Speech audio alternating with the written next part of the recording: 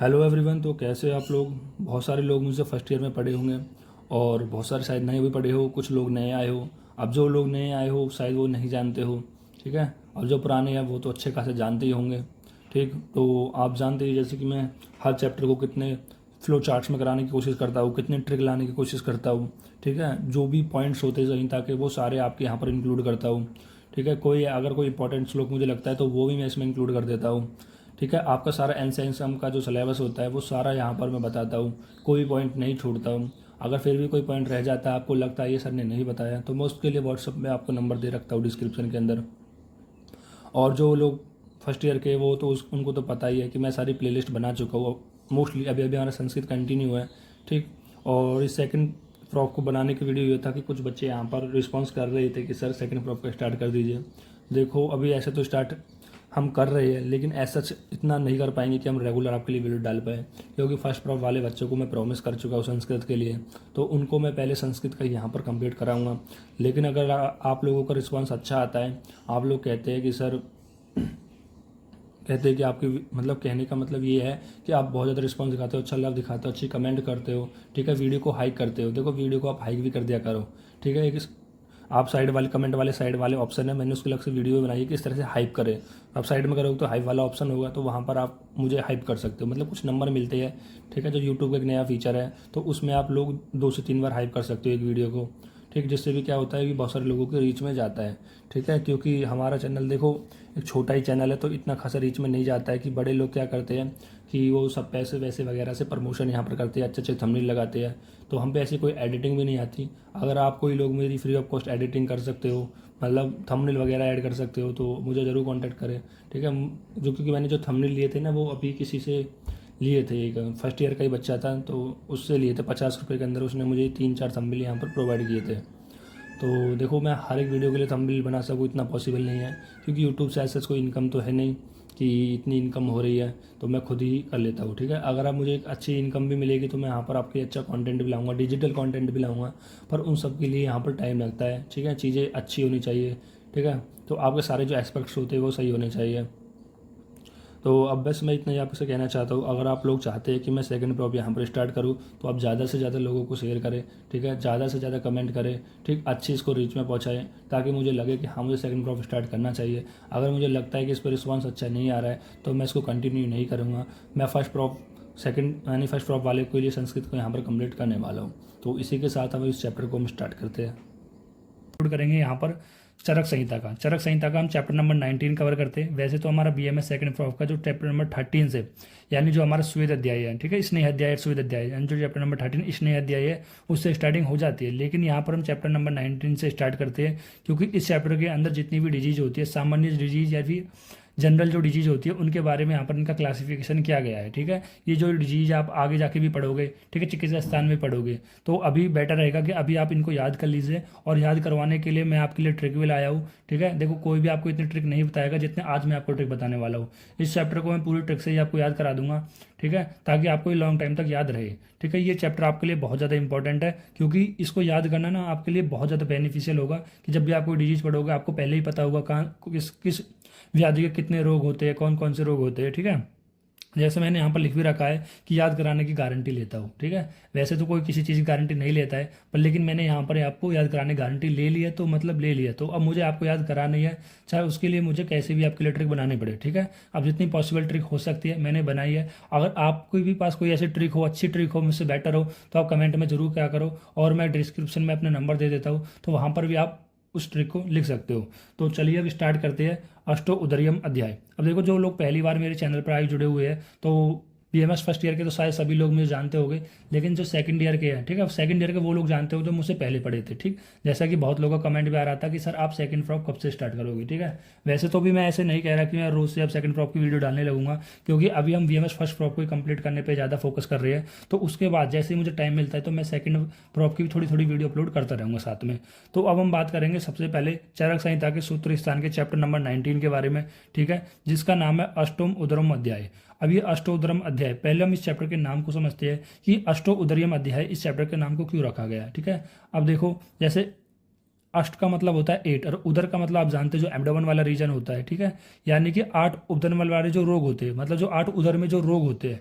वैसे तो मैं इसमें बहुत सारे रोगों के बारे में पढ़ने वाले हैं, लेकिन यहाँ पर जो उदर के रोग के बारे में ही, मतलब उदर के रोग के परिणाम क्यों पढ़ा है, देखो जैसे हम पढ़ेंगे यहाँ पर कि 8 प्रकार के उदर रोग होते हैं, 8 प्रकार के मूत्रघात होते हैं, तो और भी बहुत सारे रोग होते हैं कि फिर इस चैप्टर का नाम उदर के नाम पर ही क्यों पड़ा है, क्योंकि सबसे पहले जो नाम आया वो उदर का ही आया है, ठीक है। जैसे कि अब अगर हम कसायों की बात करते हैं, जैसे आचार्य चरक ने बताए थे, जैसे मान लो जीवन आदि वर्ग है, तो ये जीवन आदि वर्ग का ही जीवन आदि वर्ग नाम क्यों पड़ा, ठीक है। जैसे इसके अंदर 6 ग्रुप आते हैं, जीवनीय, बरहण्य, लेखनीय, मेदनीय, संधनीय, ठीक है, तो दीपनीय, तो ये भी इनके अंदर जीवनीय ही क्यों रखा गया, क्योंकि ग्रुप का जो पहला आता है, मतलब इसी तरह से होता है, जो मतलब जो फर्स्ट आ रहा है ना ग्रुप में, जो पहले आ रहा है तो उसको ही रख दिया गया है, ठीक है। जीवन आदि वर्ग के अंदर भी इसी को रख दिया जो पहले आ रहा है। जैसे आपकी मम्मी भी क्या करती है, आपके जब पापा को बुलाती है, जो मतलब जो बड़ा बेटा होता है उसके नाम से लेके बुला लेती है, ठीक है। मतलब जो बड़ा बेटा होता है कि सुब्भू के पापा या फिर राम के पापा या श्याम के पापा, सुनते हो, इस तरह से। तो इसी तरह से भी यहाँ पर जो अष्टोम उद्धर्म अध्याय है, यानी जो पुनर्वय से आते थे, तो उन्होंने इस चैप्टर का नाम भी अष्टोम उद्धर्म अध्याय रखा गया है, क्योंकि सबसे पहले यहाँ पर हम 8 उदर रोगों के बारे में बात करेंगे, ठीक है। तो पहले आपको ये क्लियर होना चाहिए कि जो अष्ट उद्धर्म अध्याय है, इसका नाम रखने के पीछे का रीजन यही था कि सबसे पहले जो रोग आ रहा था वो उदर का आ रहा था, ठीक है। 8 प्रकार जो उदर है, सबसे पहले हम इसके बारे में वर्णन करेंगे, तो इसलिए आचार्य ने इसका नाम क्या रख दिया, अष्टोम उद्धर्म अध्याय रख दिया गया। फिर यहाँ पर कुछ और बेसिक बातें। पहला, चरक सूत्र स्थान 19 का सबसे जो छोटा चैप्टर होता है वो कौन सा है, चरक सूत्र स्थान 19 यानी अष्टम उद्धर्म अध्याय, ठीक। और जो सबसे जो बड़ा चैप्टर होता है, यानी वो कौन सा होता है, चरक सूत्र स्थान का 27 चैप्टर सबसे बड़ा चैप्टर होता है। तो याद रखना, जिस चैप्टर को हम पढ़ रहे हैं वो सबसे छोटा चैप्टर है, क्योंकि इसमें केवल और केवल डिजीज का क्लासिफिकेशन किया गया है, उनके बारे में डिटेल नहीं बताया गया है, ठीक। और जो चरक संहिता का सूत्र स्थान का 27 चैप्टर है वो सबसे बड़ा चैप्टर है, ठीक है। देन इसके बाद हम बात करते हैं व्याधि या विकार के बारे में। देखो, व्याधि, विकार या रोग वो 2 प्रकार के बताए गए, एक होता है सामान्य, एक होता है नानात्मज। अब यहाँ पर क्लासिफिकेशन किस तरह से किया गया है, देखो यहाँ पर बताने की कोशिश की गई है, जो विकार है, कोई डिजीज है, वो 2 प्रकार से। कैसे, पहला सामान्य, सामान्य मतलब जनरल मेडिसिन, मतलब जो आपको जो रोग है वो वात की वजह से भी हो सकता है, पित्त की वजह से भी हो सकता है, कफ की वजह से भी हो सकता है, या 2 की मिलने की वजह से भी हो सकता है, ठीक, किसी की वजह से भी हो सकता है कोई। तो हम बात कर रहे थे व्याधि या विकार के बारे में, ठीक है। व्याधि, विकार, डिजीज, रोग, आप कुछ भी कह सकते हैं, ठीक। उसको 2 प्रकार से क्लासिफिकेशन किया गया है, पहला सामान्य विकार, दूसरा होता है नादात्मज विकार। अब ये सामान्य विकार मतलब ऐसे विकार होते हैं जो वात, पित्त, कफ किसी की वजह से भी हो सकते हैं, ठीक है। और नानात्मज विकार ऐसे विकार होते हैं जो केवल वात की वजह से ही होंगे, जो केवल पित्त की वजह से ही होंगे, जो केवल कफ की वजह से होंगे। तो फिर से बता रहा हूँ, सामान्य विकार मतलब जनरल है, जिसमें वात, पित्त, कफ का भी इन्वॉल्व हो सकता है, या कफ वात का भी इन्वॉल्व हो सकता है, मतलब किसी का भी इन्वॉल्व हो सकता है, इसलिए इनको सामान्य विकार बोला गया है, जिसकी स्टडी हम चरक सूत्र स्थान 19 में करने वाले हैं। और इसके अंदर यहाँ पर ऐसे 48 रोगों के बारे में बात की गई है। तो कितने रोगों की बात की गई, 48 रोगों के भेद के बारे में यहाँ पर की गई। इनको अभी हम डिस्क्रिप्शन में इनको हम नीचे अभी यहाँ पर देखने वाले हैं। देन हम बात करते हैं नानात्मज विकार, जैसा कि हमने इसका नाम से बताया, नानात्मज, ठीक है। इनमें केवल एक ही विकार का, ठीक है, यहाँ पर केवल एक ही, मतलब एक ही जो दोष होता है उसकी वजह से विकार उत्पन्न होता है, या तो वात की वजह से होगा, या स्पेसिफिक पित्त की वजह से होगा, या स्पेसिफिक कफ की वजह से होगा, ठीक है। लेकिन यहाँ पर ऐसी कोई स्पेसिफिक वाली चीज़ नहीं थी, लेकिन यहाँ पर सब स्पेसिफिक है, जिसकी हम स्टडी करने वाले नेक्स्ट चैप्टर के अंदर, जो कि महारोग अध्याय है, जो कि चरक सूत्र स्थान का 20वां चैप्टर है, ठीक है, जिसके अंदर हम 140 रोगों के बारे में पढ़ने वाले हैं। और 140 रोगों को पढ़ने वाले, तो इसलिए इस चैप्टर का नाम क्या रखा गया है, महारोग अध्याय। महारोग मतलब जो रोग ज़्यादा है, तो इसलिए इसका नाम रख दिया महारोग अध्याय, ठीक है। तो अभी आपको क्या चीज़ समझ में आई है, पहला कि अष्टो उदर अध्याय, अष्टो उदर क्यों रखा गया है, क्योंकि सबसे पहले हमें यहाँ पर 8 प्रकार के उदर रोगों के बारे में यहाँ पर पढ़ने वाले हैं। देन दूसरा हमारा पॉइंट ये बताया गया है कि सबसे छोटा चैप्टर होता है और जो सबसे बड़ा चैप्टर होता है वो 27 होता है चरक संहिता का। फिर विकार के बारे में बताया गया है कि विकार 2 प्रकार का होता है, एक सामान्य विकार एंड नानात्मक विकार। सामान्य विकार ऐसे विकार होते हैं जो वात की वजह से भी हो सकते हैं, पित्त की वजह से, कफ की, मतलब दो दोषों का भी इन्वॉल्वमेंट हो सकता है, या 3 दोषों का भी इन्वॉल्वमेंट हो सकता है। कोई ऐसा स्पेसिफिक नहीं है यहाँ पर कि केवल वात की वजह से ही होगा, या पित्त की वजह से होगा, या कफ की वजह से होगा। और इसके अंदर हमें यहाँ पर टोटल 48 रोगों के बारे में पढ़ना है। इन 48 रोगों को पढ़ते ही हमारे चैप्टर भी यहाँ पर कंप्लीट हो जाएगा। फिर हमने नानात्मक विकार के अंदर क्या बताया कि नानात्मक विकार को हमको कहाँ पर स्टडी करना है, चरक सूत्र स्थान 20 में स्टडी करना है वहाँ पर।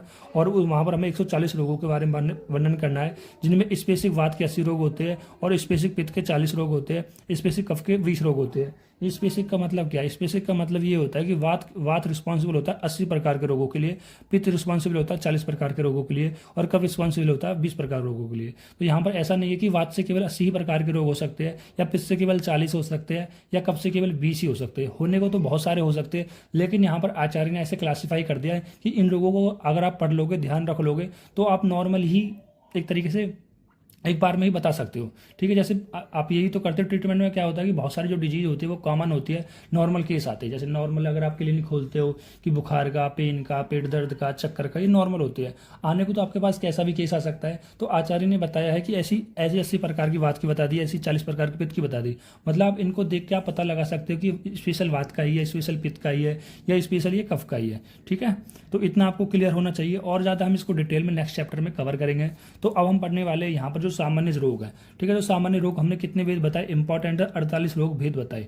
तो पहले हम इसको देख लेते हैं किस प्रकार भेद का यहाँ पर क्लासिफिकेशन किया गया है। जैसे बताया गया है कि 8 भेद वाले 4 रोग होते हैं, 7 वेद वाले 3 रोग होते हैं, 6 वेद वाले 2 रोग होते हैं, 5 वेद वाले 12 रोग होते हैं। उल्टी गिनती करिए, यानी 8 से काउंट करा है कि 8 से 4 रोग होंगे, 7 से 3 रोग होंगे, 6 से 2 रोग होंगे, एंड 5 से 12 रोग होंगे। देन इसके बाद उन्होंने बताया कि 4 वेद वाले 10 रोग होंगे, और 3 वेद वाले 3 रोग होंगे, एंड 2 वेद वाले 8 रोग होंगे, और 1 वेद वाले 3 रोग होंगे, और 20 वेद वाले 3 रोग होंगे। अब देखो, अब इनको काउंट कैसे करें कि वो टोटल 48 हो जाए। देखो, काउंट करने का मैं आपको तरीका बताता हूँ। देखो, यहाँ पर पहले बताया कि 8 वेद वाले 4 रोग यहाँ पर हो गए, 3 रोग यहाँ पर हो गए, 4 और 3 7 हो गए, और 2 रोग यहाँ पर हो गए, 9 रोग, और 12 रोग यहाँ पर हो गए। तो 9 और 12 कितना होता है? 21 होता है। तो टोटल 21 रोग हो गए। तो उसके बाद यहाँ पर 21 में अगर आप 10 और ऐड कर दोगे तो 31 हो गए। तो 21 और 10 कितने बनाए मैंने? 31 हो गए। एंड फिर उसके बाद 3 और ऐड कर देंगे तो 34 हो जाएंगे। सॉरी 3, हाँ ये वाले 3 34 हो जाएंगे। एंड देन 8 ऐड कर देंगे तो कितने हो जाएंगे? 42 हो जाएंगे। ठीक है, 34 में अगर 8 और ऐड कर देंगे तो कितने हो जाएंगे? 42। एंड 42 में अगर 3 ऐड कर देंगे तो 45 हो जाएंगे, और यहाँ पर और फिर से 3 ऐड कर देंगे तो कितने हो जाएंगे? 48। तो इस प्रकार से आचार्य ने हमारे 48 रोगों के बारे में यहाँ पर वर्णन किया है।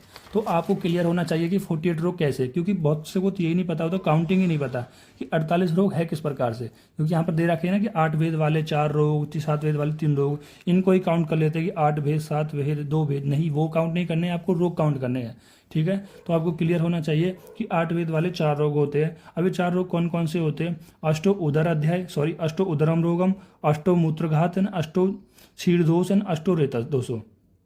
तो अष्ट उदर, यानी अष्ट का मतलब सभी जानते हैं 8 प्रकार के, और उदर का मतलब एब्डोमन से, यानी कि जो आपका एब्डोमन वाला रीजन है उसमें 8 प्रकार के यहाँ पर रोग हो सकते हैं। वो कौन से होते हैं उसको भी हम पढ़ेंगे। अभी इसका हमने एक ब्रीफ इंट्रोडक्शन दिया है कि सभी रोगों का क्लासिफिकेशन क्या है। ठीक है, और वो 8 रोग कौन कौन से है उनको भी हम आगे देखने वाले हैं। तो अभी आपको इतना क्लियर होना चाहिए कि 8 वेद वाले 4 रोग होते हैं। सबसे पहले अष्ट उदर होता है, एंड अष्ट मूत्रघात होता है। ठीक है, अष्ट मूत्रघात यानी मूत्र पर आघात होने की वजह से, मूत्र पर आघात होने की वजह, चोट लगने की वजह से भी यहाँ पर 8 प्रकार के रोग हो सकते हैं। एंड अष्टो क्षीर दोष, यानी जो माता दुग्ध होता है ना, जो माता का दुग्ध होता है, तो उसमें भी 8 प्रकार के दोष हो सकते हैं। एंड अष्ट ऋतु दोष, यानी आपके शुक्र में भी 8 प्रकार के दोष हो सकते हैं। ठीक है, इतना आपको क्लियर हो गया। इनको याद करने की क्या तरीका है? 3 मच्छर। अब ये 3 मच्छर से कैसे याद रखोगे? देखो, अगर आप 3 को ऐसे बना दोगे, अगर ये 3 इस तरह से है, अगर आप इसको इस तरह से बना दोगे तो ये क्या बन जाएगा? 8 बन जाएगा।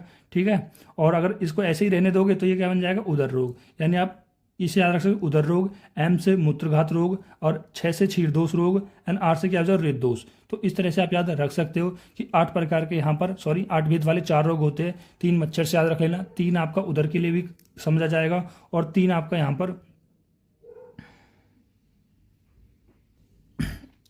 3 आपके लिए यहाँ पर 8 के लिए भी समझा जाएगा। तो 3 मच्छर से आप याद कर लेना। ठीक है, 8 वेद वाले 3 रोग, 4 रोगों के लिए यहाँ पर 3 मच्छर से याद कर लेना। ठीक, तो उसके बाद हम आगे देखते हैं 7 वेद वाले 3 रोग। अब 7 वेद वाले 3 रोग कौन कौन से होते हैं? ए नंबर एन सप्त कुष्ठ होता है, बी पे होता है सप्त पीड़िका, सी पे होता है सप्त विसर्प। तो कौन कौन से रोग होते हैं? कुष्ठ, पीड़िका एंड विसर्प। तो इसकी ट्रिक क्या बनाई है मैंने कि 7 में कोठे पे पीते हैं विष। ठीक है, कोई दोस्त है वो अपने कोठे पे जाके विष पीते हैं। ठीक है, तो आप इसको ऐसे समझ सकते हो, जो दोस्त है आपस में कोठे पे जाके अपने कमरे में जाके क्या पी रहे? विष पी रहे हैं। विष किसको समझ सकते हैं आप? जो दारू होती है वो विष के समान ही तो होती है। ठीक है, तो अभी आपको किस तरह से आता है? 7 का मतलब 7 भेद वाले की बात कर रहा है, और कोठे से यानी कह रहे कुष्ठ की बात हो जाएगी, पीते से हो जाएगा पीड़िका, और विष से हो जाएगा हमारा विसर्प। तो याद रखोगे कि 7 में कोठे पे पीते हैं विष। ठीक, देन होता है 6 वेद वाले 2 रोग। अब 6 वेद वाले कौन से 2 रोग होते हैं? देखो, अब षड अतिसार हो जाएगा एंड षड उदावर्त हो जाएगा। तो 6 वेद वाले 2 रोग होते हैं, षड अतिसार एंड षड उदावर्त। ठीक है, षड अतिसार और षड उदावर्त। ठीक, अब इनको आप कैसे याद कर सकते हो? देखो, छक्का अति उड़ान होता है, जब भी कोई बैट्समैन होता है तो वो 6 मारता है। तो 6 कैसे जाता है? जब वो ऊंचा उड़ता है। भाई ऊंचा उड़ेगा तभी तो छक्का जाएगा। तो छक्का अति उड़ान होता है। तो छक्का यानी 6 वेद वाले 2 रोग होते हैं, एक अतिसार होता है और एक होता है उड़ान। उड़ान से आप याद रखो उदावर्त। ठीक है, उदावर्त। अब यहाँ पर देखो थोड़ा बहुत आपको क्लियर होना चाहिए। उदावर्त क्या होता है? जैसे नॉर्मली जो वात की डायरेक्शन होती है वो नीचे की तरफ होती है, जब वात की डायरेक्शन ऊपर की तरफ हो जाती है तो उसको हम बोलते हैं उदावर्त। तो उससे भी कह रहे 6 प्रकार के रोग हो सकते हैं। अतिसार नॉर्मल आपको डायरिया को बोला जाता है। ठीक है, नॉर्मल आपके डायरिया को बोला जाता है। ठीक है, वो भी 6 प्रकार के हो सकता है। अब अभी हम आगे देखेंगे वो कौन कौन से प्रकार का हो सकता है। देन हमने बात की 5 भेद वाले 12 रोग होते हैं। तो 5 भेद वाले 12 रोग कौन कौन से होते हैं? 5 प्रकार का गुलम हो सकता है, एनपीलिया हो सकता है। ठीक है, 5 प्रकार का कास रोग हो सकता है, श्वास रोग हो सकता है, हिक्का रोग हो सकता है, और 5 प्रकार की तृष्णा हो सकती है एंड 5 प्रकार की छर्दी होती है। ठीक है, देखो अभी अगर आपको एक क्वेश्चन मैं पूछ रहा हूँ कि छर्दी और वमन में क्या डिफरेंस है। ठीक है, मैंने आगे वैसे बता रखा है वो, पर अभी आपसे बता रहा हूँ, पूछ रहा हूँ, शायद आपको आता हो तो आप दिमाग में रिकॉल कर लो कि छर्दी और वमन में क्या डिफरेंस है। ठीक है, देन उसके बाद 5 प्रकार की अरुचि होती है, 5 प्रकार के सिरो रोग होते हैं, और 5 प्रकार के हृदय रोग होते हैं, 5 प्रकार के पांडु रोग होते हैं एंड 5 प्रकार के उन्माद होते हैं। देखो ये अब ये जितने भी रोग होते हैं ये 5 भेद वाले होते हैं। ये सारे रोग कैसे होते हैं? 5 भेद वाले होते हैं। इनको मैंने कैसे याद किया है? मतलब जितने मोस्टली जो रोग होते हैं वो अपर रिस्पायरेटरी ट्रैक्ट में आता है। देखो जैसे अभी आप यहाँ से देखो, कास से स्टार्ट करो। देखो जो कास होता है गले, कास गले, श्वास भी, हिक्का भी सारे गले से है, तृष्णा भी गले से, मतलब गले से, छर्दी भी गले से। भाई छर्दी कहाँ से करते हो? गले से तो करते हो, मुख से ही तो करते हो। तृष्णा रोग मुख में लगती है, हिक्का रोग भी मुख से कर रहे हो, श्वास भी रोग मुख से, कास रोग भी, अरुचि भी। भाई जब खाने की इच्छा नहीं करते हैं, मुख में आप खाना नहीं ग्रहण करना चाहते क्योंकि आपकी अरुचि नहीं है। ठीक है, जो सिरो रोग है वो थोड़ा सा ऊपर आ जाता है। ठीक, इन देखो 6-7 रोग तो ऐसे हो गए जिनको आप मुख रोग से आप याद रख सकते हो, और इनको आप याद रख लेना कि सिरो रोग, हृदय रोग, सिर रोग और हृदय रोग। देखो जनरली होता क्या है कि जहाँ जहाँ सिर में दर्द होता है वहाँ वहाँ हृदय में भी जरूर होता है। वैसे मोस्टली कॉमन देखा जाता है, पर ऐसा कोई रूल नहीं है कि होगा ही होगा। ठीक, and then Pandu and then उन्माद। ठीक है, और आप गुल्म और पिलिया। ठीक है, इस तरह से याद रख लेना। देखो पिलिया नाम से ही क्लियर, पिलिया मतलब 5 चीज़ आ रही है, पैसे 5 आ रहा है, पैसे पिलिया। पिलिया आप नॉर्मली ऐसे याद रख सकते हो। पांडु भी ऐसे याद रख सकते हो, पी से पांडु, पैसे 5 हो सकता है। ठीक है,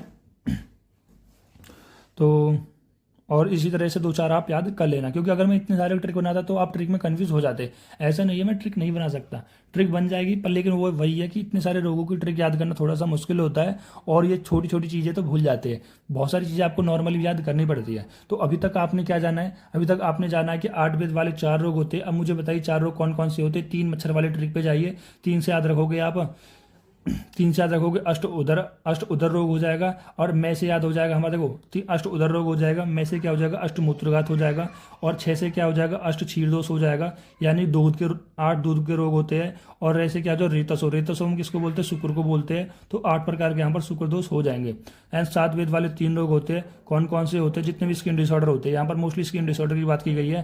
देखो इस कुष्ठ हो गया, पीड़िका हो गया एंड विसर्प हो गया, ये हमारे स्किन डिसऑर्डर के अंदर ही आते हैं।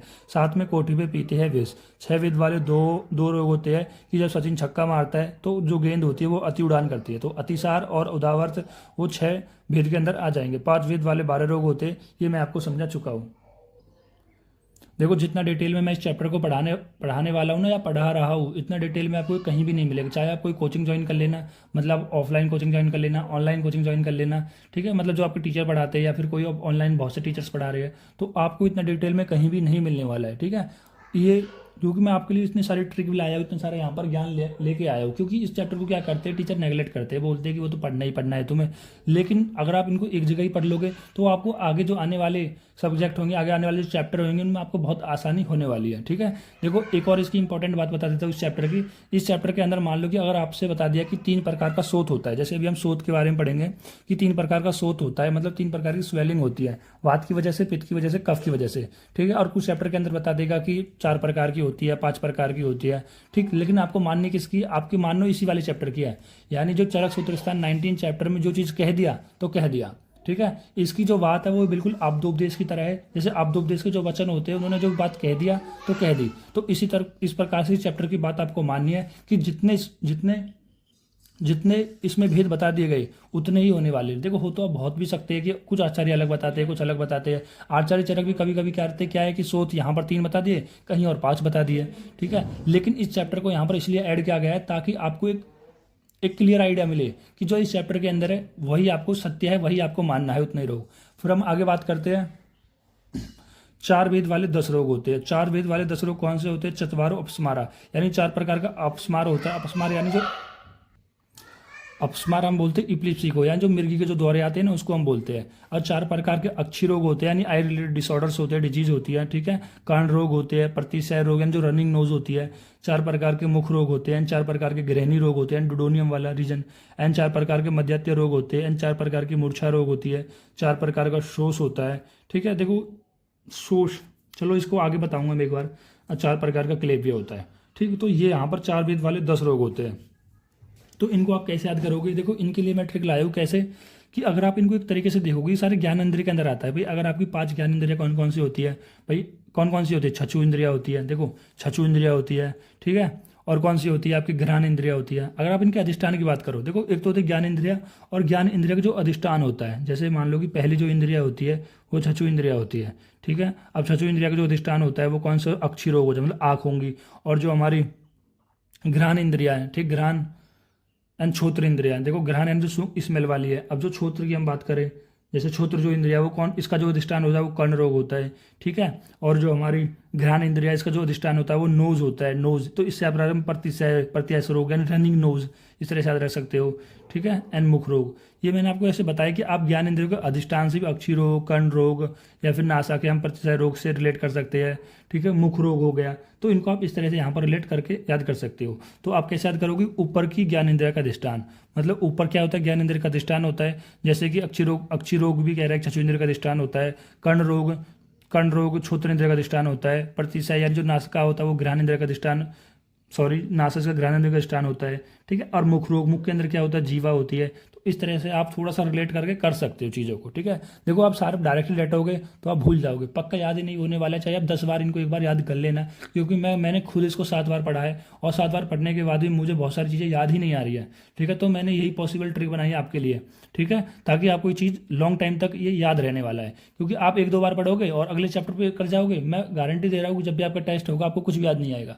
क्योंकि इस चैप्टर में कोई समझने का पॉइंट ही नहीं है। इसमें क्लासिफिकेशन दे दिया गया है, ठीक है। जैसे कि अगर आपके घर की पेडिग्री की मैं चार्ट दे दूं कि आपके जो दादा है उसके पापा है उसकी फिर आप संतान हो, आपकी वो अलग संतान है, वो एक चार्ट है, वो आपको देखना है। उसी प्रकार से भी यहाँ पर एक जो पूरी जितनी भी डिजीज होती है, रोग होते हैं, उनको क्लासीफाई कर दिया गया है कि 4 भेद वाले ऐसे 10 रोग होंगे, 3 भेद वाले 3 रोग होंगे, 20 भेद वाले 3 रोग होंगे। तो इसलिए मैंने यहाँ पर ट्रिक बनाने की कोशिश की गई किस तरह से आप याद कर सकते हो, ठीक है। फिर आगे से गृहिणी हो गया, मध्यात्य रोग हो गया, मूर्छा, उनकी मैंने क्या ट्रिक बताई है। गृहिणी माता मूर्छा शोष से कमजोर से कल, देखो यहाँ पर क्या बताइए, जो गृहिणी होती है, गृहिणी कौन होती है? आपकी माता होती है। मतलब जो घर को चलाने वाली होती है वो कौन होती है? आपकी माता होती है, ठीक है। इस तरह से आप याद रख सकते हो। गृहिणी का मतलब वैसे डोडोनियम होता है, ठीक है, जो अमाशय पगवासा के मध्य होती है, ठीक है। तो आपकी जो गृहिणी होती है वो आपकी कौन होती है? आपकी माता होती है। वो क्या करे? उनको मूर्छा आ गई, ठीक है। मूर्छा आ गई मतलब उनको एक तरीके से चक्कर आ गई। कद आ गई? सोच की वजह से, मतलब वो कमजोर हो गई है, जिनकी वजह से कल उनको यहाँ पर चक्कर आ गए। तो आपको याद रखना, जो गृहिणी माता है उनको मूर्छा आ गई कमजोरी की वजह से कल, ठीक है। आप ऐसे याद कर सकते हो, जो गृहिणी माता है उनको मूर्छा आ गई सोच की वजह से कल।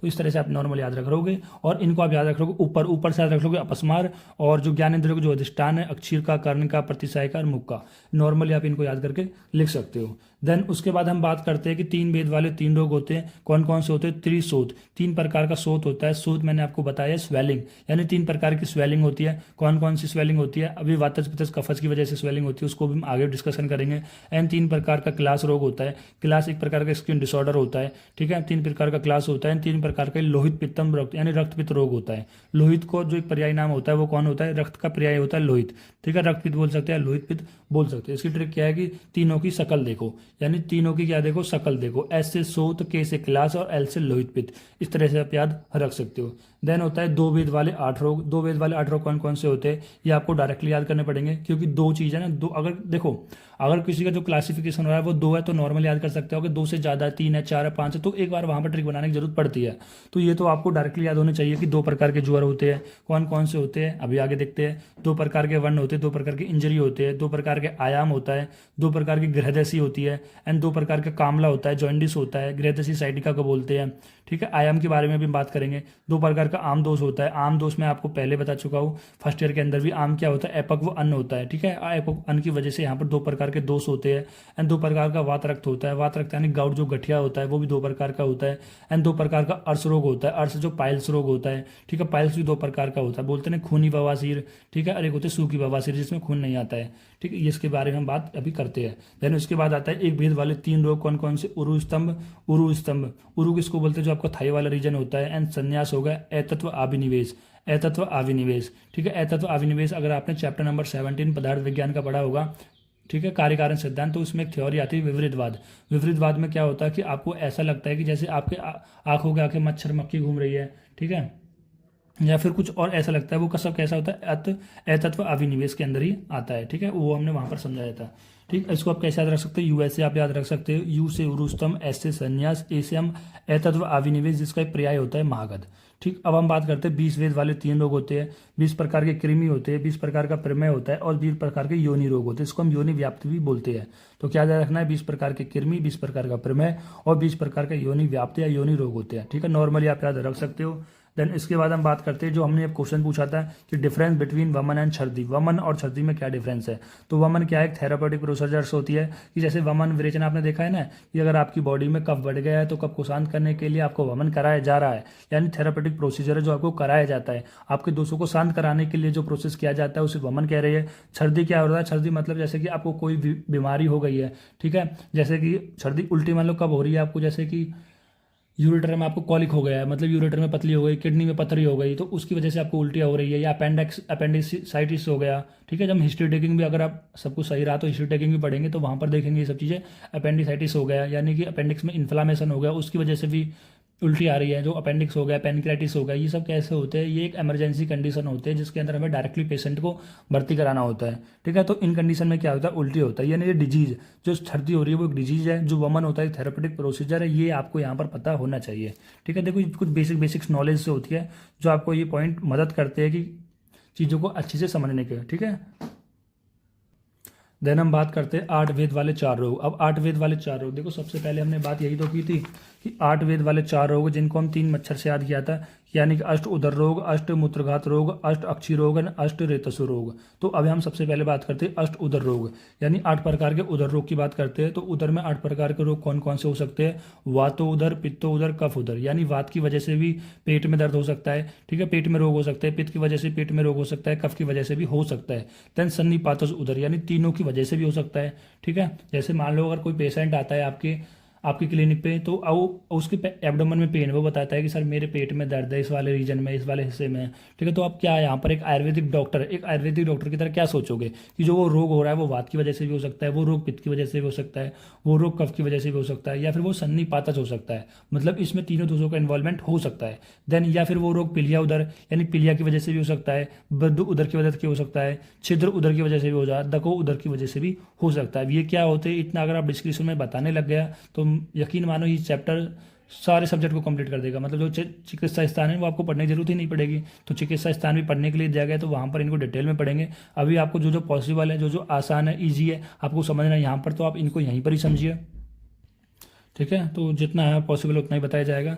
तो इनको आप नॉर्मल याद रख सकते हो, वातो उदर, पित्त उदर, कफ उदर एंड सन्निपातस उदर, इनको नॉर्मली आप याद कर सकते हो। इनको आप याद करने में ट्रिक बता देता हूँ कि छिद्र को ढको बुद्धि से पिलिया। तो एक कोई छिद्र है, कोई गड्ढा है, उसको ढकने के लिए बोला जा रहा है बुद्धि से पिलिया से, यानी पिलिया को बुद्धि से अपने उस छिद्र को ढकना है। तो क्या याद रखोगे कि छिद्र से ढको, छिद्र से ढको पिलिया, छिद्र से ढको बुद्धि से पिलिया, मतलब छिद्र को ढको बुद्धि से पिलिया। तो याद रखना है कैसे याद रखोगे? छिद्र को ढको बुद्धि से पिलिया। तो इस तरह से आप याद रख सकते हो। देन इसके बाद हम आगे बढ़ते हैं अष्टमूत्रघात के बारे में। ठीक है, अष्टमूत्रघात। अब अष्टमूत्रघात की ट्रिक आप मुझे बताओगे, तो मैंने कैसे बताए थे अष्टमूत्रघात की ट्रिक? 3 मच्छर के अंदर ही तो आता है भाई। 3 मच्छर के अंदर क्या होता है? उदर रोग आता है, मूत्रघात रोग आता है, क्षीर रोग आता है और हृदय से 4 प्रकार के रोग ही तो आते हैं। और इस अष्ट उदर के रोग सबसे पहले हम इसके बारे में वर्णन करते हैं, इसके बारे में स्टडी करते हैं, इसलिए जो अध्याय का नाम रखा गया है वो अष्ट उदरम अध्याय में रखा गया है। ठीक है, इसके बारे में हमने देख लिया 8 प्रकार के रोग होते हैं। वात की वजह से भी पेट में सूल हो सकता है, यानी वात उदर हो सकता है, पित्त की वजह से भी हो सकता है। ठीक है, यानी जो रोग है वो, जो एब्डोमेन में जो रोग हो रहा है वो वात की वजह से हो सकता है, पित्त की वजह से हो सकता है, कफ की वजह से हो सकता है, सन्निपातस, तीनों दोषों की वजह से हो सकता है, या फिर पीलिया की वजह से हो सकता है, बुद्ध की वजह से हो सकता है, छिद्र की वजह से होता है, दकोदर की वजह से भी हो सकता है। इसके बारे में हम बात करते हैं अष्टमूत्रघात के बारे में। ठीक है, अष्टमूत्रघात के बारे में। तो अष्टमूत्रघात, ठीक है, तो ये भी 8 प्रकार के होते हैं। कौन कौन सी? वातज की वजह से भी हो सकता है, पित्तज की वजह से भी हो सकता है, कफ की वजह से भी, सन्निपातज की वजह से भी हो सकता है। इनको तो नॉर्मली आप ऐसे याद कर लोगे, ये 4 सेम, वातज, पित्तज, कफज और सन्निपातज। ठीक है, देन ये आपको याद करना है, कैसे याद करोगे? अश्मीरजन्य, शर्कराजन्य, शुक्रदोषजन्य एंड रक्तदोषजन्य। देखो, तो ये अष्टमूत्रघात में 4 रोग तो आप नॉर्मल याद कर सकते हो। 4 कैसे याद रख सकते हो भाई? जब अश्मीरजन्य होता है, ठीक है, तो अश्मीरीजन्य मतलब जब अश्मीरी आते हैं, अश्मीरी क्या होती है? जो किडनी स्टोन होता है ना, मतलब किडनी जब जनरेट हो जाती है। शर्कराजन्य मतलब जब शुगर आने लगता है। शुक्र दोषजन्य मतलब जब शुक्र का दोष हो जाता है। ठीक, ठीक है, शुक्र दोषजन्य या फिर रक्त दोषजन्य, या फिर शुक्र के रक्त दोष आने लगता है, मतलब शुक्र के साथ कह रहा है कि रक्त आदि धातु आने लगती है। तो यहाँ पर 4 प्रकार के दोष के बारे में बताया गया है। जैसे कि भाई आप ऐसे समझो कि जब आपके जो यूरेटर है, यूरेथ्रा है, अगर उसमें देखो, उसमें अगर कोई स्टोन बन गया है या यूरेटर में कोई स्टोन बन गया है, तो उसकी वजह से जन्य का मतलब होता है कि उसकी वजह से जो रोग हो रहा है, ठीक है, जनरेट हो रहा है, केवल उसकी वजह से। ठीक, स्पेसिफिक, किसी स्पेसिफिक की बात वहाँ पर की जा रही है। तो अश्मीरी जन्य, जैसे मान लो किडनी स्टोन हो जाता है, ठीक है, यूरेटर में, यूरेथ्रा में, तो जैसे पेन होता है, या सरकरा हो जाता है। सरकरा मतलब क्रिस्टल लाइक स्ट्रक्चर होता है, आप क्रिस्टल लाइक समझो, जैसे क्रिस्टल बन जाते हैं ना, जैसे आपने फिटकरी के क्रिस्टल देखे हैं, ठीक, और भी किसी क्रिस्टल देखो, ऐसे कुछ जब बन जाते तो वहाँ पर अष्टमूत्रघात हो जाता है, इस तरह पेन होता है। एंड शुक्र दोष जन्य, इसमें भी। एंड रक्त दोष जन्य, जब रक्त अधिधातु आने लगती है तो वहाँ पर भी कह रहे हैं, इसकी वजह से भी यहाँ पर अष्टमूत्रघात के रोग हो सकते हैं। तो ये 8 प्रकार के मूत्रघात आपको रोग याद रखने हैं। देन हम बताया, फिर आगे बताया गया अष्ट क्षीर दोष के बारे में, यानी 8 प्रकार के क्षीर दोष के रोगों के बारे में बताया गया है। कौन कौन से होते हैं? वे वर्णीय, वे गंधनीय, वे रसीय, पिछिलम, फेनाइलम, रोक्शियम, गौरवम और अतिशनेयम। यानी कि देखो, जो अष्ट क्षीर दोष होते हैं ना, ये अष्ट क्षीर दोष होते हैं माता दूध के विकार होते हैं। तो याद रखना है, जो अष्ट क्षीर दोष होते हैं, आप यहाँ पर मैं लिख भी देता हूँ, ये माता दुग्ध के विकार, माता के दूध के विकार होते हैं। ठीक है, अब वो कैसे? माता के दूध के विकार कौन कौन से हो सकते हैं? कि वैवर्ण्य हो जाता है। वैवर्ण्य का मतलब होता है डिस्कलरेशन हो जाता है, मतलब डिस्कलर मतलब दूध का जो वर्ण होता है, जैसे वाइटिश नॉर्मल दूध होता है, वाइटिश येलोइश होता है, तो उसका कलर रेडिश हो सकता है, इसका कलर ब्लैकिश हो सकता है, तो वो होता है वैवर्णीय। फिर वैगंधनीय, जैसे नॉर्मल स्मेल आती है, गुड़ स्मेल आती है, लेकिन वहाँ पर कलर चेंज हो सकते हैं माता के दूध में से। वह रसीय, जैसे मधुर रस होता है तो उसके रस में चेंज हो जाता है। पिछिलम हो सकता है। ठीक है, अब पिछिलम क्या होता है? देखो, पिछलम वैसे मैं बता चुका हूँ पिछलम क्या होता है, जैसे मैंने यहाँ पर भी लिखा है, पिछलम चिपचिपापन। देखो, पिछलम क्या होता है? चिपचिपापन, यानी दूध में कुछ ज़्यादा चिपचिपापन होने लगे। फेनाइल हो जाए, फेनाइल का मतलब होता है कि झाग उत्पन्न हो जाए। ठीक है, और देन रोक्शिया, रोक्शिया मतलब कह रहा है कि जो स्निग्धा है वो खत्म हो जाए। एंड देन गौरवम, गौरवम मतलब भारी भारी दूध भारी हो जाए। अतिशय मतलब कह रहा है बहुत ज़्यादा अधिक फैट हो जाए, अधिक वो चिकना हो जाए। तो ये सब 8 यहाँ पर क्षीरदोष बताए गए हैं। तो इनको याद कैसे कर सकते हो आप? जैसे कि अगर आपने यहाँ पर गुण तो पढ़े ही होंगे, महाभूत गुण, शब्द, स्पर्श, रूप, रस, गंध, ठीक है, ये पढ़े होंगे, तो आप ऐसे गंध से याद रख सकते हो कि वह वर्णीय हो जाएगा, वह गंधनीय हो जाएगा, वह गंधनीय हो जाएगा। रस से वह रसीय हो जाएगा, और रूप से याद रख सकते हो भी वह वर्णीय हो जाएगा, मतलब कोई कलर यहाँ पर नहीं रहेगा। अगर आप स्पर्श से और क्या याद रख सकते हो? स्पर्श से याद रख सकते हो वो अति स्निग्ध हो जाएगा जब आप स्पर्श करोगे, या तो आपको बहुत स्निग्ध मिलेगा या आपको रूक्ष मिलेगा। ठीक है, कितने याद हो गए? 1 2 3 4 5 याद हो गए ना? तो और आप याद रख सकते हो कि स्पर्श आपको कैसे मिल जाएगा? आपको पिछल भी स्पर्श मिल सकता है, यानी बहुत चिपचिपा आपको लग सकता है। ठीक, और ये आपको याद कर लेना कि भारी भारी हो जाएगा और झाग हो जाएंगे। तो इस तरह से आप एक शब्द स्पर्श रूप से कि कुछ आप याद रख सकते हो, और 1 2 आप अपने से भी याद रख सकते हो। देखो, यही तरीका होता है चीज़ों को याद रखने का।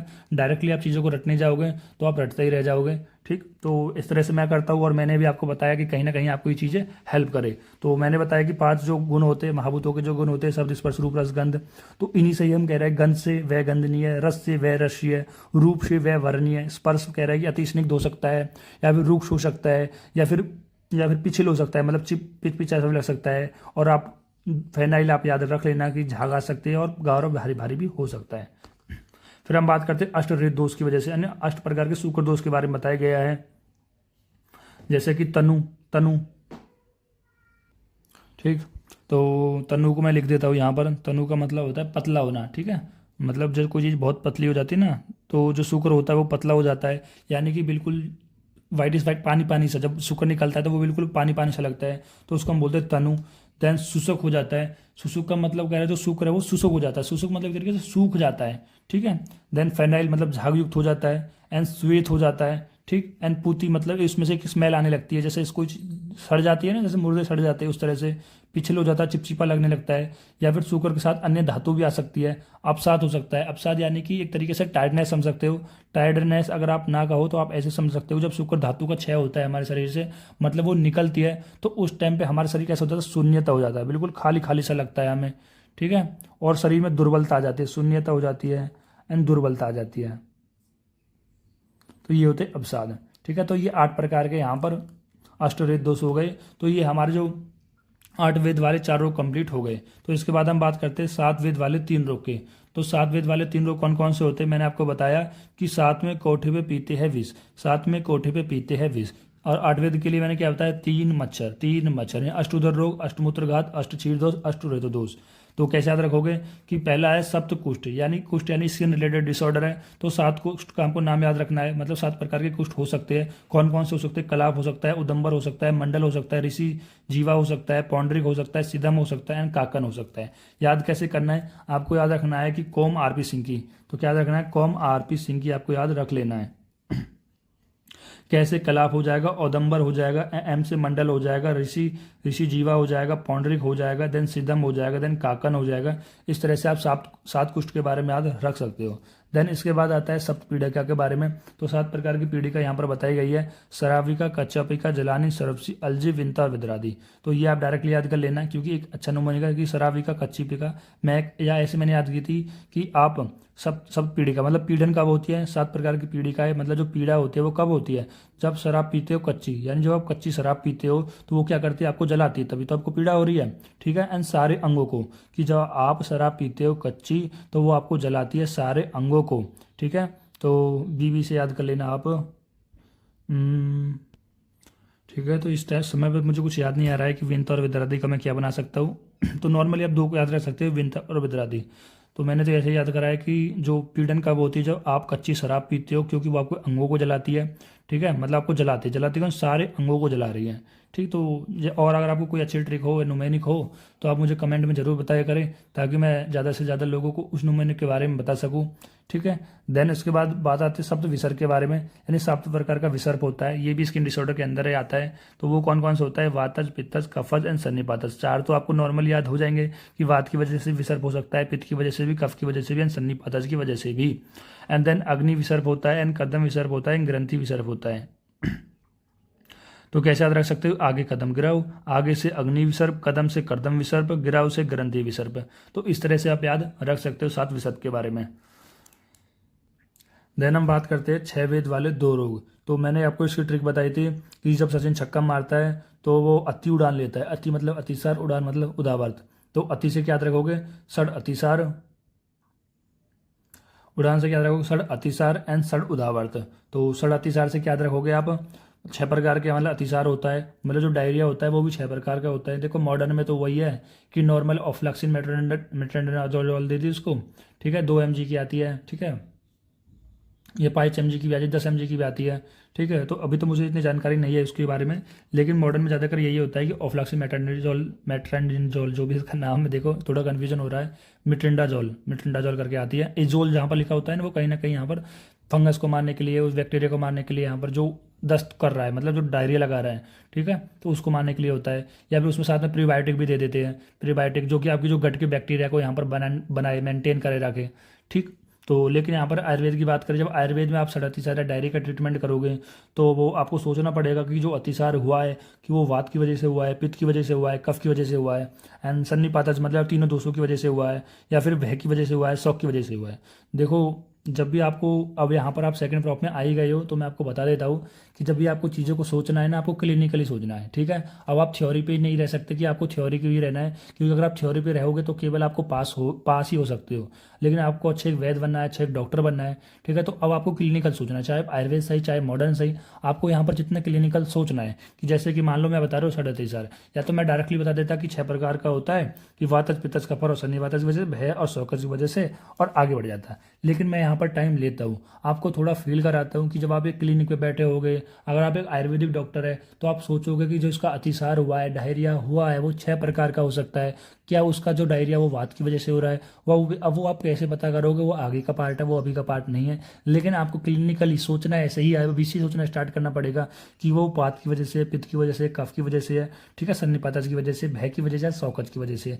इसी वजह से तो जो आपका आयुर्वेद का जो ट्रीटमेंट होता है वो डिफिकल्ट होता है। डिफिकल्ट कहने का मतलब थोड़ा हार्ड होता है उसको समझना, ठीक है। तभी तो सभी लोग कह रहे हैं कि जो आयुर्वेद का ट्रीटमेंट नहीं करते हैं, ठीक है, थोड़ा सा यहाँ पर मुश्किल है, मैं मानता हूँ। लेकिन अगर आप प्रैक्टिस करोगे तो आपको चीज़ें आएंगी, ठीक। और जब आएंगी ना तो बहुत अच्छे से आएंगी, ठीक है। फिर आपसे बड़ा यहाँ पर समझ लो कि आप बहुत सुपीरियर ही जाने वाले हो अगर आप आयुर्वेद को अच्छे से समझने वाले हो तो मैंने आपको बता दिया 6 प्रकार का होता है। तो आप इसको कैसे याद कर सकते हो? तो ये देखो, ये 4 तो आप याद रख लेते हो कि व्याध की वजह से होता है, पित्तज की से होता है, कफज की, सन्निपातज की वजह से। इन दोनों में आप कंफ्यूज होते हो तो आप इनको ऐसे याद रख सकते हो कि जब आपको भय होता है तो आप शौक हो जाते हो, ठीक है। मतलब एक तरह के सरप्राइज होता है ना, जैसे मान लो कोई कोई आपको सरप्राइज दे देता है, एकदम पीछे से धप्पा कर देता है, तो आप क्या हो जाते हो, शौक हो जाते हो। आपको एकदम भय भी लगता है और आप शौक हो जाते हो, सरप्राइज देता है, ठीक है। तो ऐसे मैंने याद किया कि क्योंकि अभी 2-3 टर्म वो आगे भी आएंगे तो कंफ्यूज होता है कि किसके अंदर भय शौकस था, किसके अंदर छतज छेचा, किसके अंदर भय शौक था, ठीक है। तो अभी 3-4 टर्म आएंगी तो इसमें कंफ्यूज ना हो, तो मैंने बता दिया कि सड़ अतिसार। तो सड़ आपको ऐसा छत पे, सड़ का मतलब छत पे आया, याद रख लेना। छत पे जब आप कोई धप्पा कर देता है तो भय होता है और शौक में चले जाते हो आप, तो इस तरह से याद रख लेना। देन आगे बात की हमने सड़ उदावर्त की, ठीक। अभी सड़ा अर्थ क्या होता है, देखो नॉर्मली जो वात की डायरेक्शन होती है वो डाउनवर्ड हो जाती है, लेकिन जब वात की डायरेक्शन जो होती है ऊपर की ओर होती है उसको मतलब उदावर्त, ठीक है। उदावर्त हो गई मतलब उल्टी हो गई वात की डायरेक्शन। तो वो उसमें भी क्या है, 6 प्रकार के रोग हो सकते हैं। पहला होता है कि अपान वायु को वेग को रोकना, बोला ना, इसमें वात मूत्र पुरीज, देखो सड़ उदावर्ता इति वात मूत्र पुरीज शुक्र छर्दी छब्दु छब्दुजा। तो ये 6 प्रकार के होते हैं, वात मूत्र पुरीज एंड देन शुक्र, देन छर्दी, देन छब्दु, देन शब्दों, ठीक है।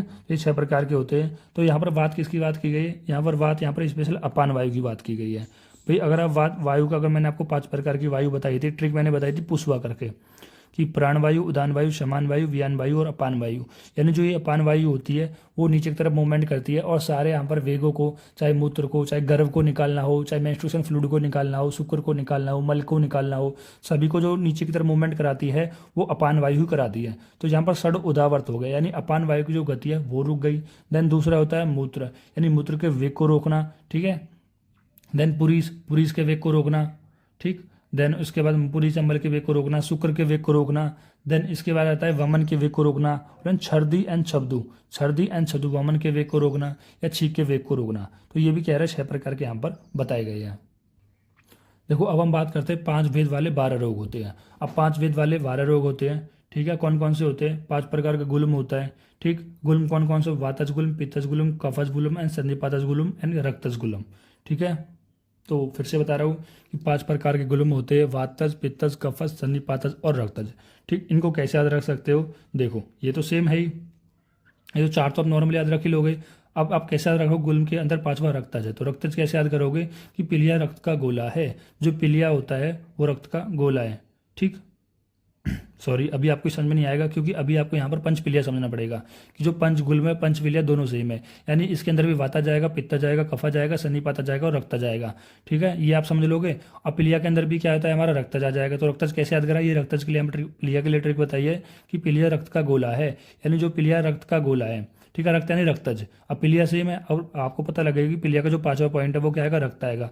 और पीलिया और गुल्म दोनों कैसे हैं, वो दोनों सेम होते हैं, ठीक। तो आप कुछ भी यहाँ पर बना सकते हो कि जो गुल में पिलिया है वो सेम होते हैं, इनके जो ये भी क्लासिफिकेशन है वो भी सेम होता है। देन 5 प्रकार का काश होता है, वातज काश, पित्तज काश, कफज काश, छत्तज काश एंड क्षय काश, ठीक है। तो अब देखो यहाँ पर छत्तज और क्षय आ गया है ना। देखो 5 प्रकार का काश होता है, वातज, पित्तज, कफज, वातज, पित्तज, कफज, सन्निपातज नहीं होता है, इसमें छत्तज और क्षय होता है।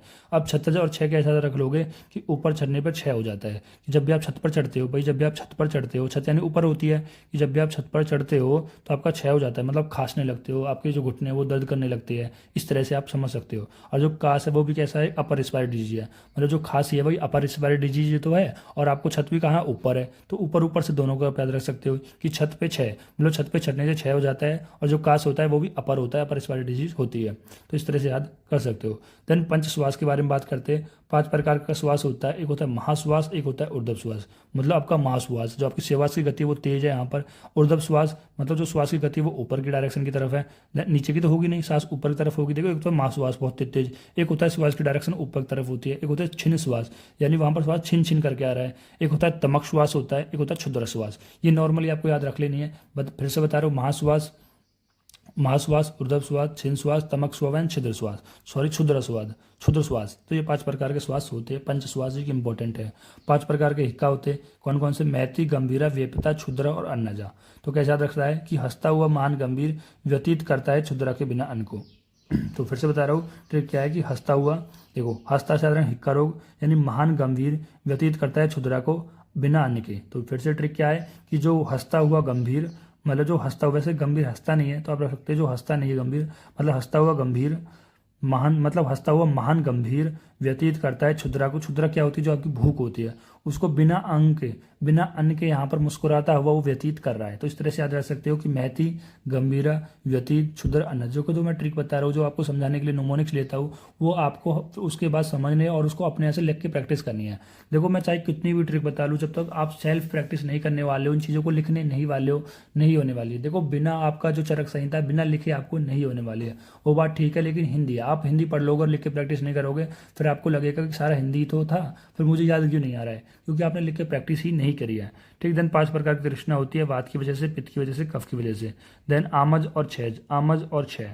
तो इस देखो 5 प्रकार की तृष्णा होती है। वात की वजह से, पित्त की वजह से, कफ की वजह से और आम और छह की वजह से भी। तो मैंने यहाँ पर कैसे याद किया है कि आम खाने के बाद क्या करते हैं? आम खाने के बाद, आम खाने से शरीर का क्षय होता है। मतलब तृष्णा कब लगती है भाई? तृष्णा आम खाने से लगती है भाई। तृष्णा मतलब कि जब आप आम खाते तो उसके बाद मुंह साफ करने के लिए आपको पानी की जरूरत पड़ती है ना, ठीक है।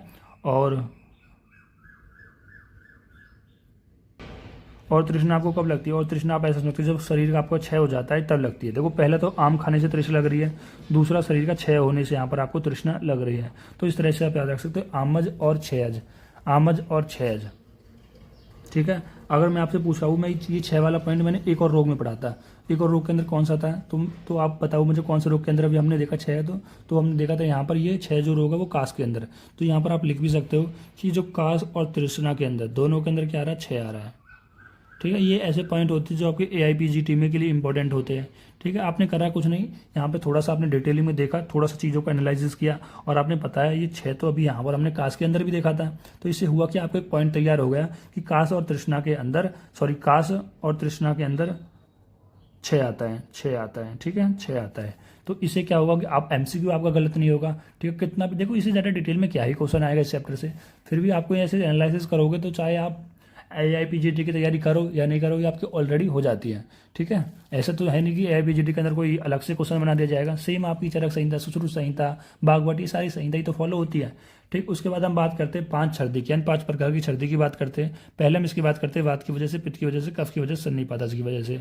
अब एक होता है हमारे पास दृष्टा अर्थ संयोगज। दृष्टा अर्थ संयोगज का मतलब होता है कि मन के विपरीत अन्न, पान या गंध सहयोग से, मतलब मन के विपरीत है। जैसे मान लो कि आपको वोमिटिंग की हुई, कि आपका मन नहीं था खाने का, आपको ये बहुत गंदी चीज़ लग रही थी लेकिन आपको फिर भी खाना पड़ा। जैसे मान लो कि आप किसी के घर चले गए, आप अपने रिलेटिव में घर में चले गए और वहाँ पर ऐसी सब्जी बन गई जो आपको पसंद नहीं थी, लेकिन आपको खाना पड़ेगा। आप उनसे मना तो करोगे नहीं कि नहीं नहीं मुझे नहीं खाना, मैं आपका खाना नहीं खाऊंगा। ठीक है। सब खा रहे तो आप भी खाना पड़ेगा। जब आप खाओगे और आपके मन के अनुकूल, मन के विपरीत है और आपको इसमें स्मेल भी अच्छी नहीं आ रही, तो वहां पर आप क्या करने वाले हो? उल्टी करने वाले हो। तो दृष्ट अर्थ, दृष्ट मतलब देखना, मतलब जिस भी आप विषय को देख रहे हो वो आपके मन के अनुकूल नहीं है, जिसकी वजह से वहां पर आपको उल्टी हो रही है। ठीक है। और उल्टी वात की वजह, वात रोग की वजह से हो सकती है, पित्त रोग की वजह से, कफ की, और तीनों की वजह से भी हो सकती है। देन इसके बाद हम बात करते हैं 5 प्रकार की अरुचि के बारे में। कौन कौन सी होती है? वात की वजह से, पित्त की वजह से, कफ की वजह से, एंड सन्निपातस की वजह से, एंड द्वेषजन्य की वजह से। अब द्वेषजन्य क्या है? देखो ये नॉर्मल 4 तो आप याद कर लोगे। अरुचि का मतलब क्या होता है कि लैक ऑफ इंटरेस्ट, मतलब आपको खाने की इच्छा नहीं होनी। ठीक है। लैक ऑफ इंटरेस्ट ही क्या अरुचि है। जैसे कि मान लो कि आपको किसी चीज़ से द्वेष है, मतलब कोई चीज़ आपको अच्छी नहीं लगती, तो उसकी वजह से भी क्या होता है? अरुचि हो सकती है। जैसे मान लो कि अभी आपको भूख लगी है, ठीक है, अभी आपको भूख लगी है और मैं कह देता हूँ कि पनीर की सब्जी बनी है, ठीक है, तो आप कहोगे आज तो 7-8 रोटी खा लूँगा, लेकिन मैं आपको करेले की सब्जी दे दूँ तो आप क्या करोगे? ले लग गया, अब कौन खाएगा इसे? तो आप इससे द्वेष हो गया, ये आपका खाने का मन ही नहीं था, ठीक है, तो अब उसमें द्वेष था, तो उसमें क्या होगा, अब आपका खाने का मन ही नहीं करेगा। आप सोच रहे थे कहाँ 7-8 रोटी खाऊंगा, और आपको सरप्राइज मिलेगा कि घर तो करेले की सब्जी बनी थी, तो उस टाइम पे आप खा पाओगे? तो उस टाइम पे भी क्या कहते हैं, अरुचि हो जाती है। देन उसके बाद हम बात करते हैं 5 शिरोरोग के बारे में। तो वातज, पित्तज, कफज, सन्निपातज, कृमिज रोग। जो 5 शिरोरोग है, 5 हृदय रोग है, ये हम पिछले वाले चैप्टर के अंदर पढ़ेंगे, चरक सूत्र स्तन 17 के अंदर। ठीक है, इनकी टेंशन मत लो। 5 प्रकार के शिरोरोग होते हैं और 5 प्रकार के हृदय रोग होते हैं। ठीक है, देन उसके बाद हम बात करते हैं 5 पांडु रोग के बारे में। ठीक, 5 पांडु, पांडु आप जानते हो ना, एनीमिया। ठीक है, अब मॉडर्न का एनीमिया अलग होता है, ये आयुर्वेद का एनीमिया अलग होता है। आयुर्वेद कहता है कि जो एनीमिया होता है वो वात की वजह से, पित्त की वजह से, कफ की वजह से हो सकता है, सन्निपातस की वजह से भी हो सकता है। देन इसके बाद कह रहा है कि मृदु भक्षण जन्य। अब इसके नाम से समझो, मतलब एनीमिया क्यों हो रहा है, मतलब एनीमिया इसलिए हो रहा है कि आप किसी चीज़ का मृदु भक्षण कर रहे हो। भक्षण का मतलब होता है खाना, मतलब आप ऐसा आहार विहार खा रहे हो जो बहुत मृदु हो, जो बहुत हल्का हो, बहुत लघु हो, मतलब जो पौष्टिक नहीं हो, जो आपके शरीर को भ्रमण नहीं कर रहा है, रक्त धातु की वृद्धि नहीं कर रहा है। ठीक है, वो आपके रक्त धातु को छीन कर रहा है, हल्का कर रहा है, वो आपके शरीर में कोई भी न्यूट्रिटिव ऐड नहीं कर रहा है, तो उसकी वजह से पांडु हो सकता है। देन होता है 5 प्रकार के उन्माद।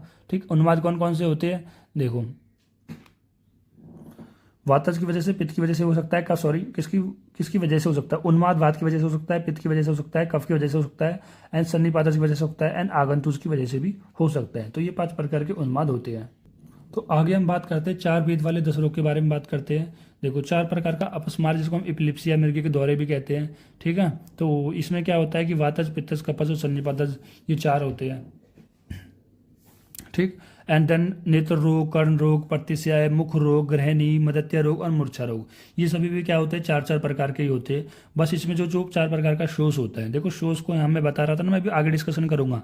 तो इस शोष को हम रिलेट करते हैं राज्य क्षमा में, और राज्य क्षमा को हम मॉडर्न में रिलेट करते हैं टीबी की वजह से। इसमें भी क्या होता है, आपकी जो धातु होती है, उनका क्या हो जाता है, क्षय हो जाता है। ठीक है, तो यहाँ पर क्षय हो जाता है। तो यहाँ पर आप डायरेक्टली प्रोटीन ना देके आप लघु संतर्पण करते हो, वो ट्रीटमेंट का बात अलग है।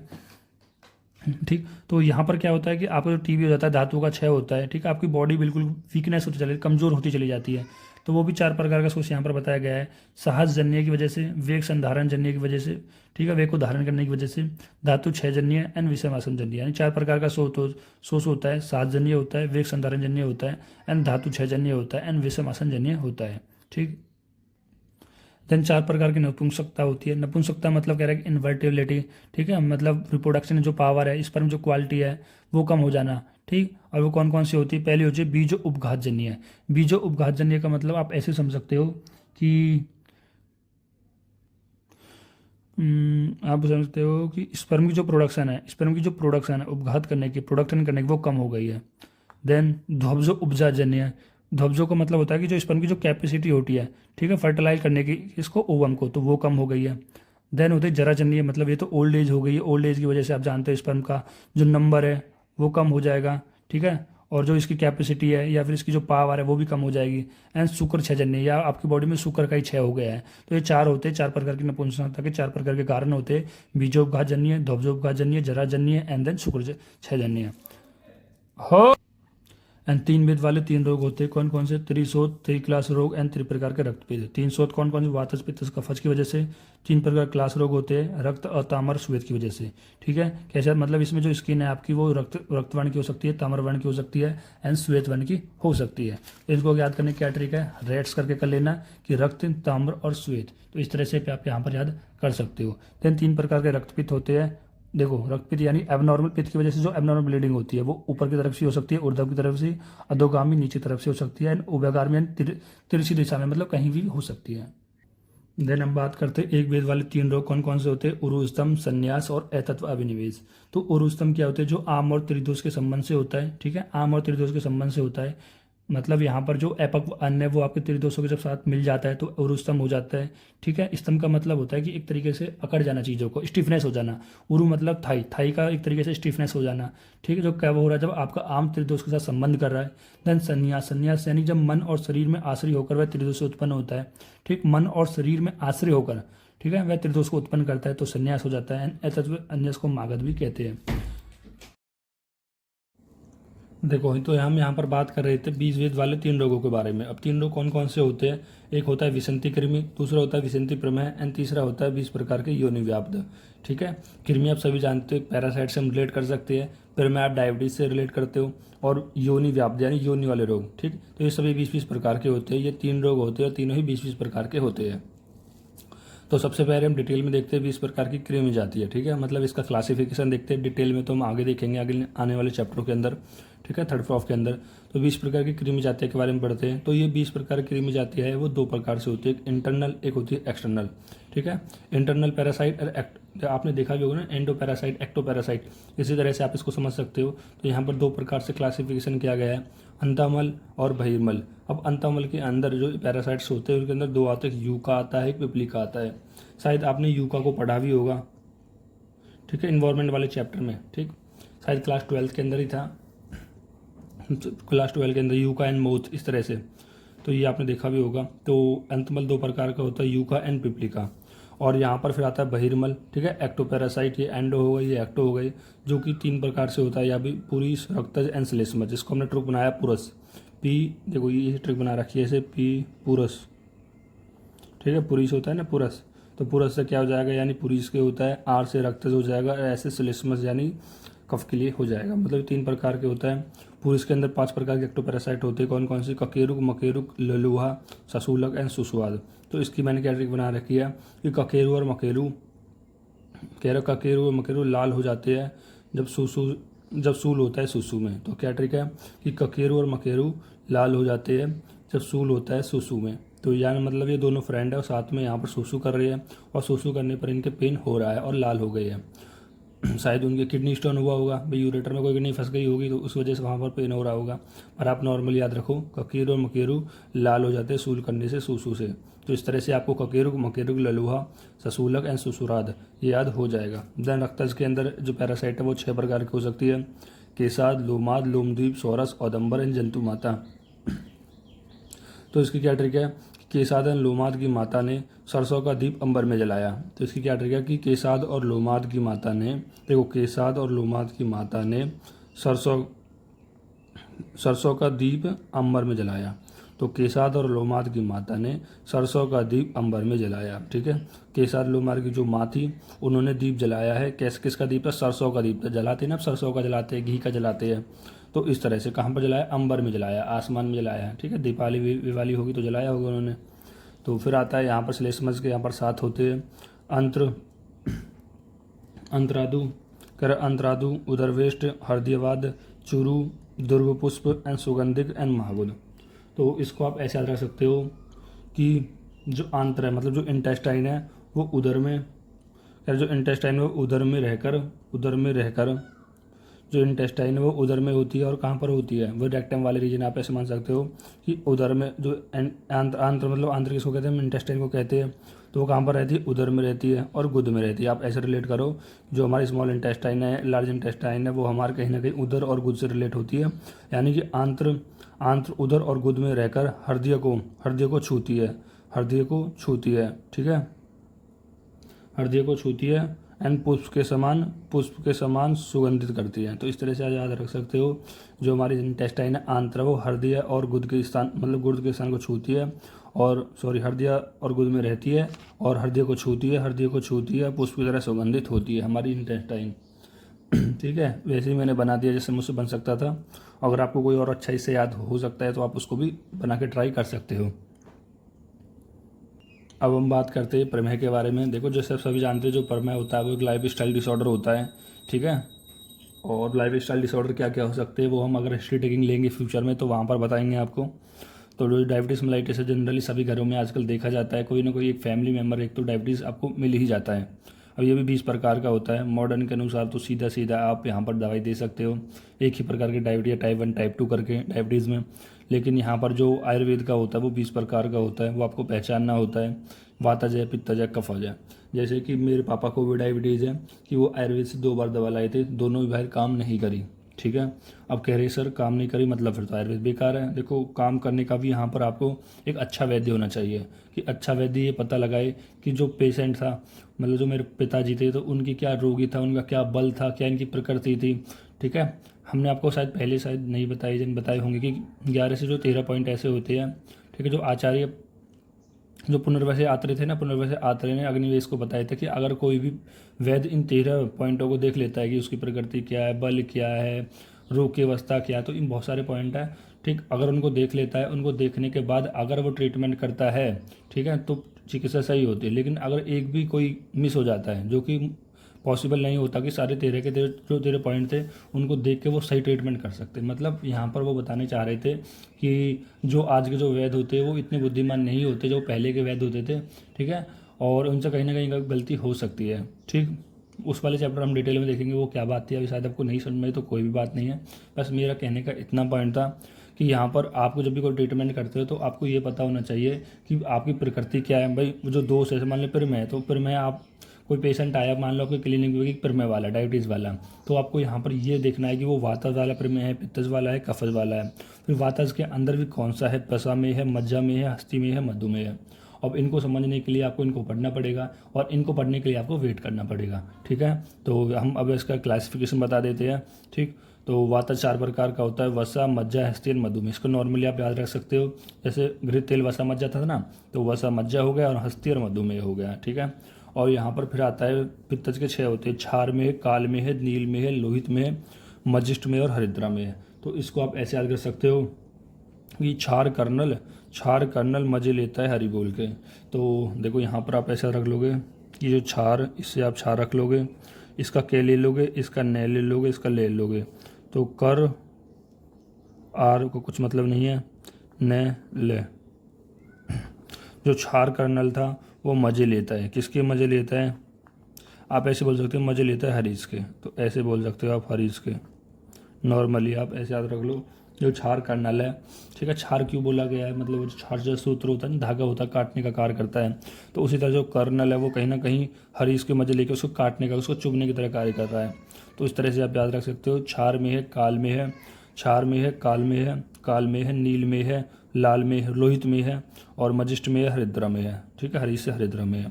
तो इस तरह से नॉर्मली आप याद रख सकते हो। फिर आता है कफज का। कफज के 10 प्रकार के होते हैं, उदक में है, इच्छु में है, सांद्र में है, सांद्र प्रसाद में है, शुक्ल में है, शुक्र में है, शीत में है, सन्ने में है, सिक्ता में है, लाल में है। तो इसकी ऐसे कोई ट्रिक नहीं है, पर मैंने ऐसे बना ली थी कुछ, अगर आपको अच्छी लगी तो देख लेना। कि उदर में, कि उदर की इच्छा है, देखो कोई उदर है, ठीक है, उदर आप एब्डोमेन से ही मान लो या फिर कुछ भी आप मान लो, कि उदर में उदर की इच्छा है कि सुंदर से आप ले लो सांद्र में है, एंड सुशील सुंदर से सांद्र में है, और सुंदर से सांद्र प्रसाद में है। तो पहला ट्रिक सुन लो कि उदर की क्या है, उदर की इच्छा है सुंदर सुशील शुक्र की शीत करे, ठीक है, सन्ने सन्ने फिर उसे सिकाई करे, ठीक है। तो इस तरह से आप याद रख लोगे। अब ये क्या है, जैसे मैंने बताया कि उधर से आप याद रख लोगे उधर में है, उधर की इच्छा है, तो इच्छा से आप याद रख लोगे इच्छु में है, ठीक है। उधर की इच्छा है सुंदर से आप 2 चीज़ याद रख लोगे, यहाँ पर 2 चीज़ याद रखोगे, एक सांद्र में है, एक सांद्र प्रसाद में है। उसके बाद है सुशील, उधर की इच्छा है सुंदर हो, सुशील हो, सुशील से शुक्ल में याद रख लोगे, सुंदर सुशील शुक्र की, सुंदर सुशील शुक्र की, यानी शुक्र में हो जाएगा, सुंदर सुशील शुक्र की, शुक्र को शीत करे। तो आप ऐसा रख लेना कि उधर की इच्छा होती है कि जो सुंदर, भाई जो आपका शुक्र होता है वो कैसे होता है, क्रिस्टल लाइक होता है, वाइटिस होता है, ठीक है। क्रिस्टल कितने सुंदर सुंदर होते हैं, तो ठीक है। तो यही बताया गया, जो उधर की इच्छा है कि सुंदर सुशील जो शुक्र है उसको जमाने का कार्य करना है, एक तरीके से उसको क्रिस्टल बनाना है, ठीक, ऐसा रख सकते हो। देन उसके बाद फिर क्या रहेगी, शीत करने के बाद क्या आता है हमारे पास, शीत करे सन्ने सन्ने, तो सन्ने सन्ने यहाँ पर एक और आ जाएगा, सन्ने सन्ने मतलब धीरे धीरे, यानी सन्ने में हो जाएगा। फिर सिकाई करे लाल, फिर सिकाई करे, फिर बोल सकते हो, एंड फिर उसकी कह रहा है कि पहले उसको शुक्र को शीत करना है, देन उसकी सिकाई करने के लिए बोल रहा है, सिकाई करने के लिए बोल रहा है, फिर सिकाई करे लाला करके, लाला, ठीक है, फिर सिकाई करे लाला। इस तरह से मैं बना लिया है, ठीक है। अगर आपको अच्छी नहीं लगी तो कोई बात नहीं, आप नॉर्मली आप इनको आराम से याद रख सकते हो, पर ठीक है, क्योंकि मैं ट्रिक इसलिए बनाता हूँ कि एक बार ट्रिक से याद हो जाते हैं तो नॉर्मली भी आप याद कर लेते हो। फिर 20 प्रकार के योनि व्याप्त होते हैं। अब योनि व्याप्त यानी व्याप्त का मतलब यहाँ पर बताया गया रोग से, यानी 20 प्रकार के योनि के रोग होते हैं, जिनके इस तरह से डिवाइड किया गया कि 4 प्रकार के, तो वातजन्य, पित्तजन्य, कफजन्य, सन्निपातजन्य।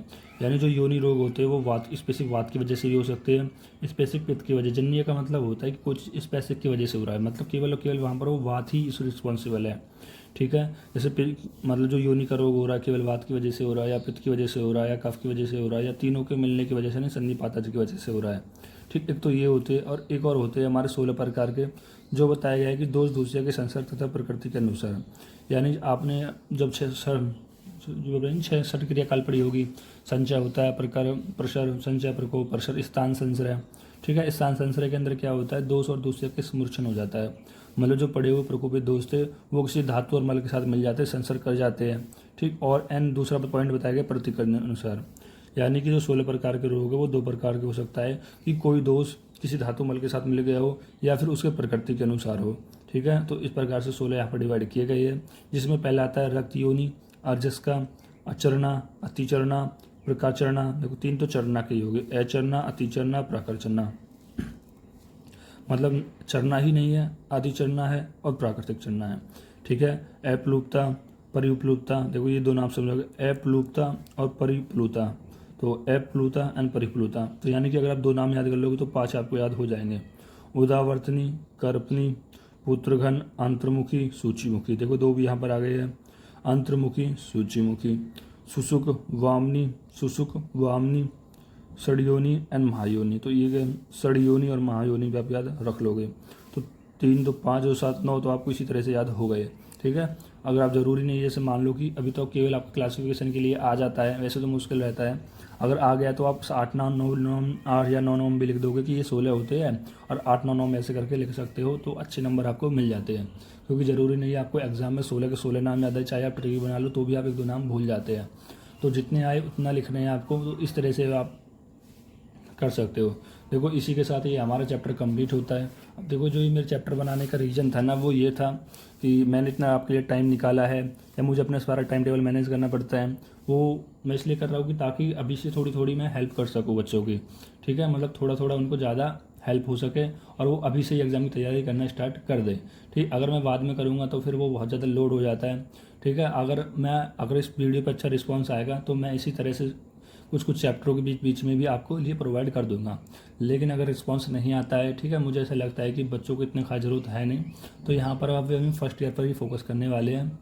ठीक है, तो देखते हैं BMS सेकंड क्रॉप वाले कितने यहाँ पर रिस्पॉन्स दिखाते हैं, कितना अपना इस वीडियो के लिए प्यार दिखाते हैं।